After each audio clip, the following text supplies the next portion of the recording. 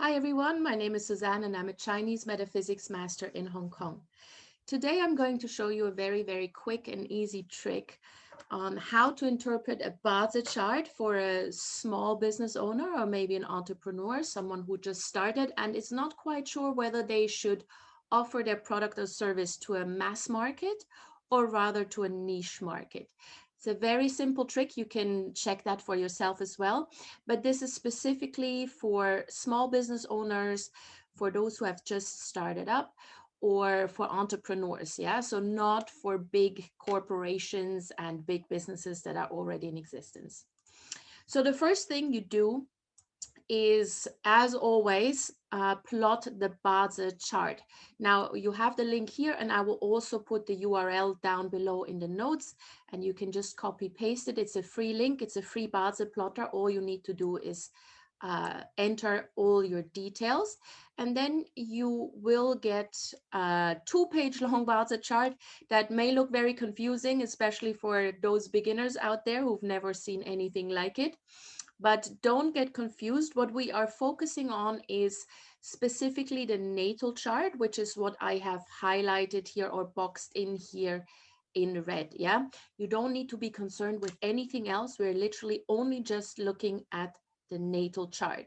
And the question is, should I offer my products or services to a mass market or rather to a niche market? Again, this is for readings for either yourself, if you are starting a side gig or you're starting a little bit of a side business, or if you're reading for small medium-sized company or an entrepreneur who's just started out. So this is the first step. You plot this Bazi chart, you look at the natal chart. And the natal chart, when you blow it up, it looks like this. And what we are specifically looking for are the elements of indirect wealth and direct wealth. Yeah, and I'm writing it up here. They are abbreviated with IW and DW, indirect wealth and direct wealth. And you are going to look for this in the heavenly stems in the top row or in the bottom row. So as you can see here, we have a DW here, and then we've got another DW down there in the hour pillar. We've got an IW in the day pillar, and we've got an IW in the year pillar. Yeah, so altogether we have 4. It doesn't matter whether it's a direct wealth or indirect wealth, as long as you have the wealth element in the chart. Yeah, so you just check, is it there or not? That's the first check that you do. And then you need to actually check where they appear, in which pillars. Now, the month pillar and the year pillars are considered external pillars. Yeah, external. So you could just kind of draw an imaginary division here between the year and the month pillar and the day pillar and the hour pillar. The day pillar and the hour pillar are considered internal. Yeah. So you need to check, where does this wealth element appear? Does it appear in the external pillars or in the internal pillars, or both? In this particular case, you see that we have one wealth element in each pillar. So this is ideal. But sometimes you see a chart where you only have the wealth element appear in the year or the month pillars. And in some other charts, you have the wealth element only appear in the day and the hour pillar. So the distinction is quite important. Now, if the wealth element, if you see IW or DW only appearing in the external pillars, in the year or month pillars, it means that you need to cater more to a mass market. Yeah, it needs to be a mass product that is easy to access, that is fairly, I wouldn't say cheap, but it's at a price range where the entry barrier for clients is fairly low, so that everyone has access.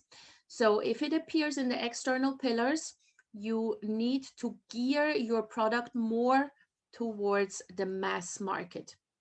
Now, on the other hand, if your wealth element only appears in the internal pillars, which means the day pillars and the hour pillars, then you need to offer your product or service to the niche market only. Yeah, you need to make it very special. You need to make the entry barrier fairly high. You need to make it exclusive. And of course, you need to raise the fee as well, right? This is important. Now, if you have the wealth element appearing in both parts of this bar chart, both external and internal, then of course you can offer it to both markets. But for many people, it's either one or the other. Now, the industry itself doesn't matter.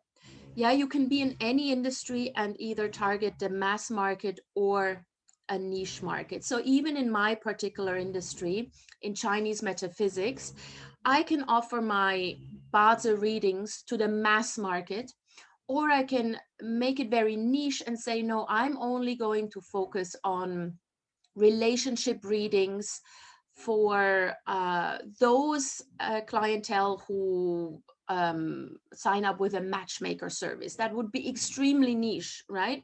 So you can target it, you can gear your product or service to fit either mass market or niche market.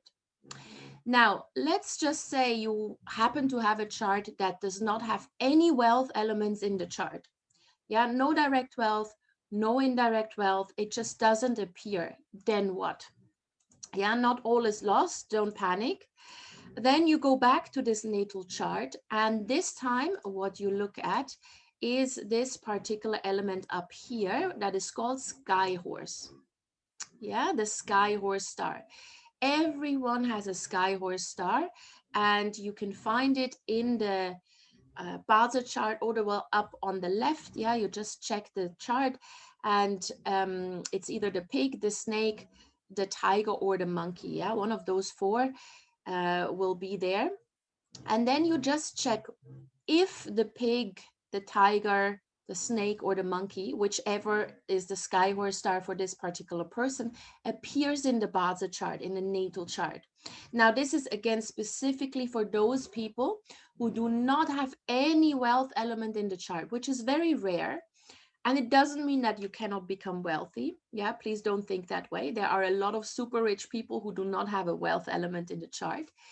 But if you don't have the wealth element, you check for the sky horse star. Now, this chart does have a wealth element, but let's just assume it's not there. Yeah, let's just assume we haven't seen this. Let's assume this is a chart that has no wealth element. However, the pig, the sky horse star, appears here in the month pillar. And again, this is part of the external, yeah, of the external pillars, which means that this person should offer their product or services to a mass market. Yeah, not a niche market, to a mass market. If the sky horse star would appear in the day or in the hour, then again, the niche market would apply. If the sky horse star appears on both sides, both in the external pillars and in the internal pillars, then again, you can gear some of your products and services to the mass market and others to a more niche market, right? So this is how you check this. Now, there are cases where you have neither sky horse star in the chart nor a wealth element in the chart. This is very, very rare, but it does happen. And in this case, a more thorough analysis would be needed, but usually you get by with just this. So I hope this helped a little bit, and maybe you can check your own chart, see whether you can make a few adjustments in the way you offer your products and services. And if you have any questions, please do get in touch. My contact details are in the notes below.